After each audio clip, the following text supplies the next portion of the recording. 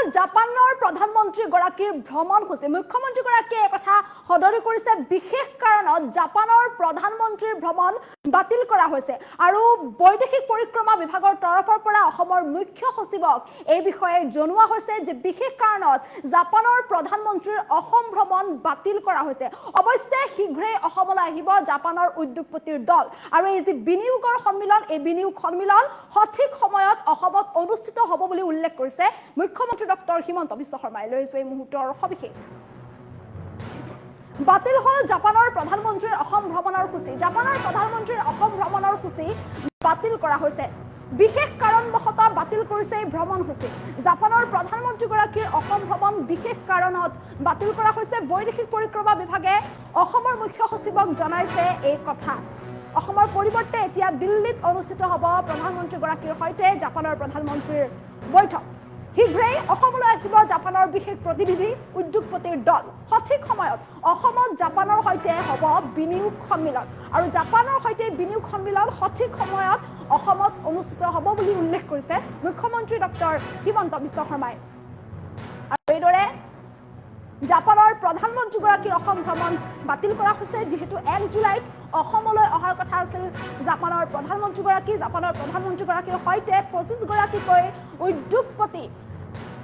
অসমলৈ অহাৰ কথা আছিল বিনিয়োগ সন্মিলন হোৱাৰ কথা আছিল অসমত আৰু প্ৰধানমন্ত্ৰী নৰেন্দ্ৰ মোদীৰ সৈতে জাপানৰ প্ৰধানমন্ত্ৰীগৰাকীৰ বৈঠক অনুষ্ঠিত হোৱাৰ কথা আছিল অসমত আৰু তেনেস্থলত ইয়াক লৈ বহু প্ৰস্তুতি চলিছিল জল্পনা কল্পনা চলিছিল কিন্তু তাৰ মাজতে এটা খবৰ আহিছে যে জাপানৰ প্ৰধানমন্ত্ৰীগৰাকীৰ অসম ভ্ৰমণ বাতিল কৰা হৈছে বিশেষ কাৰণত জাপানৰ প্ৰধানমন্ত্ৰীগৰাকীৰ অসম ভ্ৰমণ বাতিল হৈছে বৈদেশিক পৰিক্ৰমা বিভাগৰ তৰফৰ পৰা অসমৰ মুখ্য সচিবক এই বিষয়ে জনোৱা হৈছে অৱশ্যে কি কাৰণে বাতিল হৈছে প্ৰকৃত কাৰণটো এতিয়ালৈকে অসম চৰকাৰক জনোৱা হোৱা নাই মুখ্যমন্ত্ৰীগৰাকীয়ে উল্লেখ কৰিছে যে তেওঁ শীঘ্ৰেই কথা পাতিব দিল্লীত গৈ যেতিয়া তেওঁ কথা পাতিব আলোচনা কৰিব তাৰ পিছতহে গম পাব যে প্ৰকৃত কাৰণ কি কিন্তু এই মুহূৰ্তৰ খবৰটো হৈছে যে জাপানৰ প্ৰধানমন্ত্ৰীগৰাকীৰ অসম ভ্ৰমণ কাৰ্যসূচী বাতিল কৰা হৈছে যিহেতু 1 জুলাইত অসমলৈ অহাৰ কথা আছিল জাপানৰ প্ৰধানমন্ত্ৰীগৰাকী লগতে অহাৰ কথা আছিল 25 গৰাকীকৈ উদ্যোগপতিৰ অসমলৈ অহাৰ কথা আছিল কিন্তু এই ভ্ৰমণসূচী এতিয়া বাতিল কৰা হৈছে বিশেষ কাৰণত বাতিল কৰা হৈছে জাপানৰ প্ৰধানমন্ত্ৰীগৰাকীৰ অসম ভ্ৰমণ বৈদেশিক পৰিক্ৰমা বিভাগৰ তৰফৰ পৰা অসমৰ মুখ্য সচিবক এই বিষয়ে জনোৱা হৈছে কিন্তু শীঘ্ৰেই অসমলৈ আহিব জাপানৰ বিশেষ প্ৰতিনিধি উদ্যোগপতিৰ দল আৰু এয়া সঠিক সময়ত অসমত জাপানৰ সৈতে বিনিয়োগ সন্মিলন অনুষ্ঠিত হ'ব যি বিনিয়োগ সন্মিলন হোৱাৰ কথা আছিল এই বিনিয়োগ সন্মিলন সঠিক সময়ত অসমতেই অনুষ্ঠিত হ'ব বুলিও উল্লেখ কৰা হৈছে ভাৰত চৰকাৰৰ তৰফৰ পৰা অসম চৰকাৰক এই বিষয়ে জনোৱা হৈছে যে বিনিয়োগ সন্মিলন অসমতে অনুষ্ঠিত হ'ব কিন্তু সময়টো সলনি হ'ব পৰৱৰ্তী সময়ত সঠিক সময়ত অসমতেই এই বিনিয়োগ সন্মিলন অনুষ্ঠিত হ'ব কিন্তু জাপানৰ প্ৰধানমন্ত্ৰীগৰাকীৰ অসম ভ্ৰমণ বাতিল কৰা হৈছে বিশেষ কাৰণত বাতিল কৰা হৈছে জাপানৰ প্ৰধানমন্ত্ৰীগৰাকীৰ অসম ভ্ৰমণ বৈদেশিক পৰিক্ৰমা বিভাগৰ তৰফৰ পৰা অসমৰ মুখ্য সচিবক এই বিষয়ে জনোৱা হৈছে অৱশ্যে প্ৰকৃত কাৰণটো এতিয়ালৈকে জানিব পৰা নাই মুখ্যমন্ত্ৰীগৰাকীয়ে নিজে আলোচনা কৰি সঠিক কাৰণটো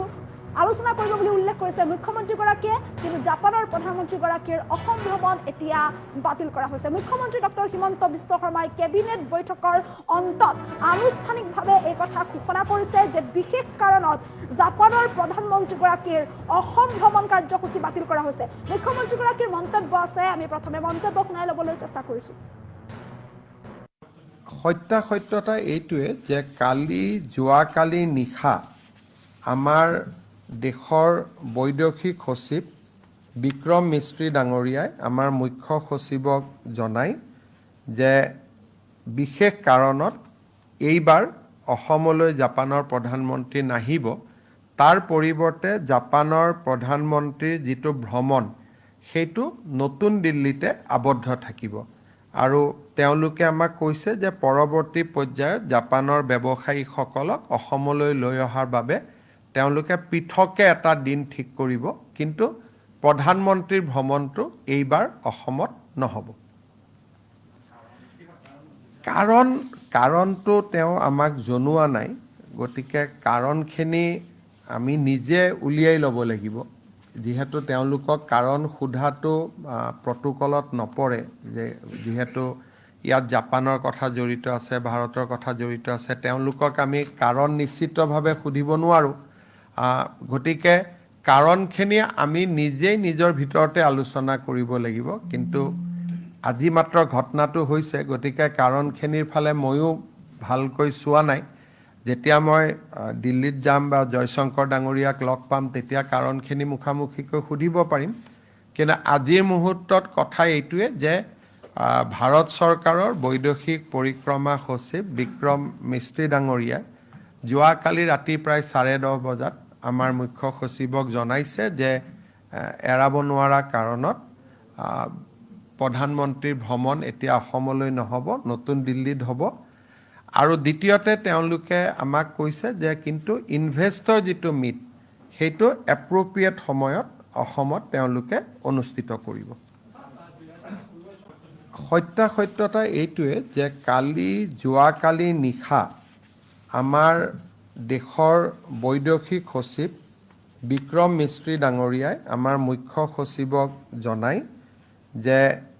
বিশেষ কাৰণত এইবাৰ অসমলৈ জাপানৰ প্ৰধানমন্ত্ৰী নাহিব, তাৰ পৰিৱৰ্তে জাপানৰ প্ৰধানমন্ত্ৰীৰ যিটো ভ্ৰমণ সেইটো নতুন দিল্লীতে আবদ্ধ থাকিব। আৰু তেওঁলোকে আমাক কৈছে যে পৰৱৰ্তী পৰ্যায়ত জাপানৰ ব্যৱসায়ীসকলক অসমলৈ লৈ অহাৰ বাবে তেওঁলোকে পৃথকে এটা দিন ঠিক কৰিব, কিন্তু প্ৰধানমন্ত্ৰীৰ ভ্ৰমণটো এইবাৰ অসমত নহ'ব। কাৰণটো তেওঁ আমাক জনোৱা নাই, গতিকে কাৰণখিনি আমি নিজে উলিয়াই ল'ব লাগিব। যিহেতু তেওঁলোকক কাৰণ সোধাটো প্ৰটোকলত নপৰে, যে যিহেতু ইয়াত জাপানৰ কথা জড়িত আছে, ভাৰতৰ কথা জড়িত আছে, তেওঁলোকক আমি কাৰণ নিশ্চিতভাৱে সুধিব নোৱাৰোঁ। গতিকে কাৰণখিনি আমি নিজেই নিজৰ ভিতৰতে আলোচনা কৰিব লাগিব, কিন্তু আজি মাত্ৰ ঘটনাটো হৈছে, গতিকে কাৰণখিনিৰ ফালে ময়ো ভালকৈ চোৱা নাই। যেতিয়া মই দিল্লীত যাম বা জয়শংকৰ ডাঙৰীয়াক লগ পাম, তেতিয়া কাৰণখিনি মুখামুখিকৈ সুধিব পাৰিম। কিন্তু আজিৰ মুহূৰ্তত কথা এইটোৱে যে ভাৰত চৰকাৰৰ বৈদেশিক পৰিক্ৰমা সচিব বিক্ৰম মিস্ত্ৰী ডাঙৰীয়াই যোৱাকালি ৰাতি প্ৰায় 10:30 বজাত আমাৰ মুখ্য সচিবক জনাইছে যে এৰাব নোৱাৰা কাৰণত প্ৰধানমন্ত্ৰীৰ ভ্ৰমণ এতিয়া অসমলৈ নহ'ব, নতুন দিল্লীত হ'ব। আৰু দ্বিতীয়তে তেওঁলোকে আমাক কৈছে যে কিন্তু ইনভেষ্টৰ যিটো মিট, সেইটো এপ্ৰপ্ৰিয়েট সময়ত অসমত তেওঁলোকে অনুষ্ঠিত কৰিব। সত্যাসত্যতা এইটোৱে যে যোৱাকালি নিশা আমাৰ দেশৰ বৈদেশিক সচিব বিক্ৰম মিস্ত্ৰী ডাঙৰীয়াই আমাৰ মুখ্য সচিবক জনায় যে বিশেষ কাৰণত এইবাৰ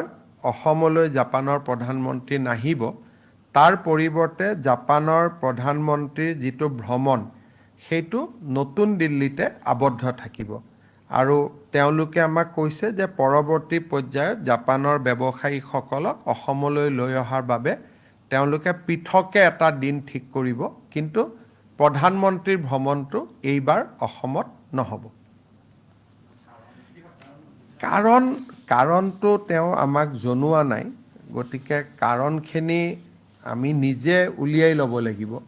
যিহেতু তেওঁলোকক কাৰণ সোধাটো প্ৰটোকলত নপৰে, যে যিহেতু ইয়াত জাপানৰ কথা জড়িত আছে, ভাৰতৰ কথা জড়িত আছে, তেওঁলোকক আমি কাৰণ নিশ্চিতভাৱে সুধিব নোৱাৰোঁ। গতিকে